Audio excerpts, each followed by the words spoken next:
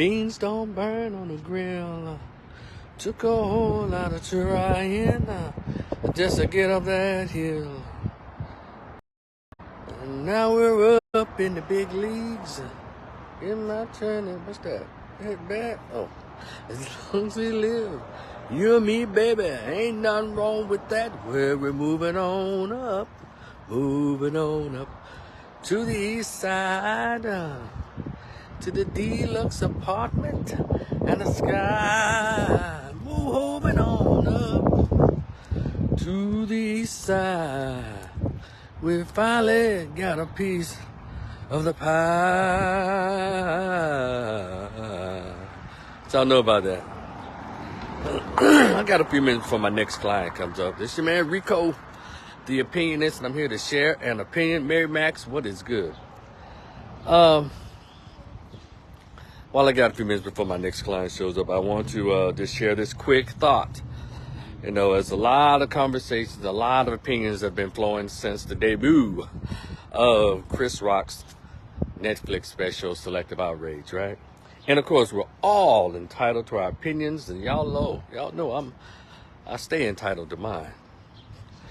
But you know, even with all the varying opinions and thoughts, it's just this one thing that just stands out, that has stood out, and that is trying to tell a victim of violence, a victim of assault, how to respond to that violence.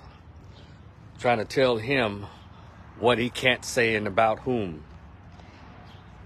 I always found it to be weird.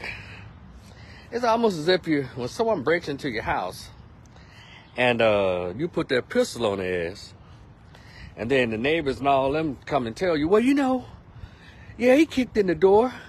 Yeah, he kicked the dog, yeah. He pistol whipped your wife, but you didn't have to shoot him in his head. You could have just told him to get on the floor and held him down till the police got there. No, you don't get to tell people how to respond to violence, assault, or being terrorized. But, all right, you're like, Rico, what are you talking about? Well, I've heard, a lot of people are coming out. No, I'm going to say a lot of people. A lot of women have come out. Mainly the feminists have come out and they've taken umbrage with his language as it relates to referring to Jada Pinkett as a bitch. And when he was sharing his story. And it's interesting how the feminists going to come out and say, well, you know, I understand. Yeah, that happened to him. But he didn't have to call women out of their names. First of all, he didn't call women out of their names. He called that woman. And then also, let me help y'all. See, I don't like when I'm made to feel like I'm the smartest guy in the room. See, let's look at this thing, calling people out of their names. See, let's say her name is Jada. He called her Jada. That's her name. Now, if he had called her Betty, that'll be calling her out of her name because her name isn't Betty. But when he refers to a man or woman or whatever as a bitch, that we know that's not her name. He wasn't describing her name. He was describing her behavior. Get it? Because we see that bitch doesn't see a gender, because they call a lot of guys bitch. And when you call a lot of guys bitch, when you call a man a bitch, you're not calling him out of his name. You're saying his behavior is that of an effeminate sense or emotional sense. So how come when you call a woman a bitch, it's calling her out of her name when you know if her name is Jada and you call her Darlene, that's calling her out of her name. Okay, everybody with master's degrees, PhDs, all you brilliant folks out here. See, that's feminists. Feminists and or women who hate men. Now here's an assault victim. He was publicly assaulted, violently assaulted. And yes, he took a year to respond. So what? You can't tell people when to respond to their hurt. You can't tell them how long to be hurt.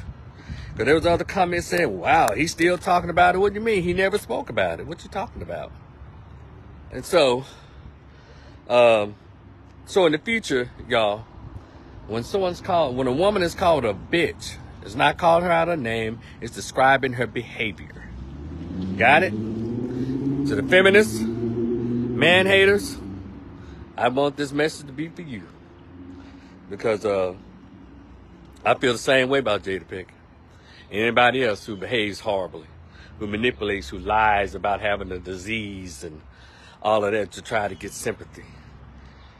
You know, it's some other things that went on with that special that I didn't particularly care for, but and I think in my other video I did mention I didn't care for his use of the N-word and among other things, but I'll let other people talk about that, and other people have been, you know, it's a video where everybody can pick or pull out what they want to discuss. And I guess what I've been doing is just concentrating on the hurt and the response to him being hurt. And so how it comes out, it comes out. And you can't tell people how to respond when they've been hurt, when they've been done an injustice. You can't do that, because everyone knows, had it been a woman been smacked on world television, and anybody would say, well, calm down, baby, calm down. Every other feminist, every women's group, even beta male simps would have come out. Wait a minute, you can't stop her hurt. You can't stop her pain. You can't tell a woman how to think. There you go, suppressing a woman's right to live, a woman's right to be expressive. All of the feminist talking points would have come out. So I need those of you to hush. You know, stop trying to tell Chris Rock what to say. And that's any man or any woman. If he want to express himself that way, he can.